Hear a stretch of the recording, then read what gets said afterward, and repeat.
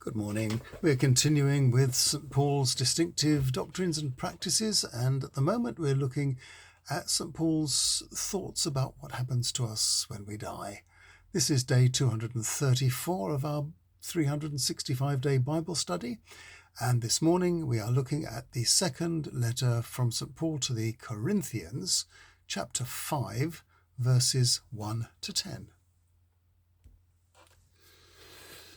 Our body here on earth is like a tent we are living in. And when that tent is taken down, God owns a house in the heavens for us to live in, a permanent one, which he himself made. But right now, we groan with longing because our desire to be safe inside that heavenly home is overwhelming. By having that new dwelling set over us, we will not lack a body. But sadly, right now, we just have this flimsy tent to live in, and we are uncomfortable. It is not so much that we want to be rid of our earthly body, but we'd rather have that heavenly one covering us as well, so that what is going to die may be engulfed by the life God lives. God has prepared for us, God has prepared us for this metamorphosis. And as a guarantee of it all, he gave us his Spirit. That's why we are always full of courage. We are aware that as long as we remain at home in our mortal bodies, we are a long way from the home God has prepared for us. Our lives are lived by belief and not by direct experience. We are courageous and would far rather leave our home in this body and be at home with the Lord. But most of all, we want to please him. And that applies whether we are at home here or there.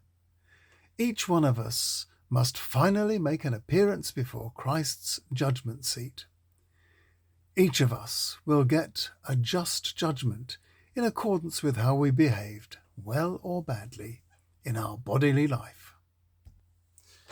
The passage we have just read is an extended exploration of the transformation Paul expected to experience at the end of his life. He expected, as we saw at the end of the passage, he expected to meet Christ. And in that meeting, he expected all the secrets of his heart to be exposed, the good things and the bad. But that doesn't take away from his conviction that Christ will be the one who loves, cleanses, forgives, and saves us if we place our trust in him.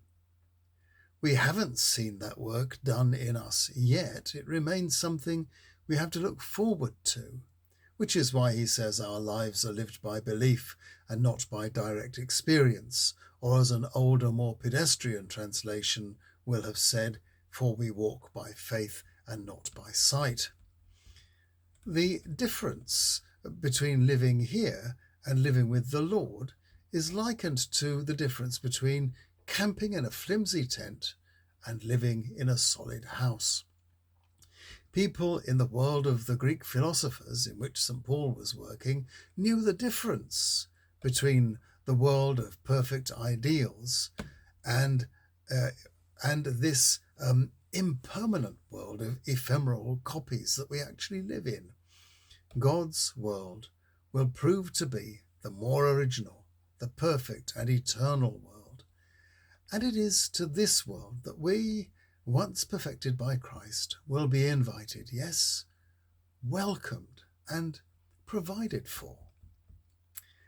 As for when and how that transformation will take place, that has to be left up to the Lord, who may well want us to remain in our earthly tent, moving from place to place, doing his will for some time yet.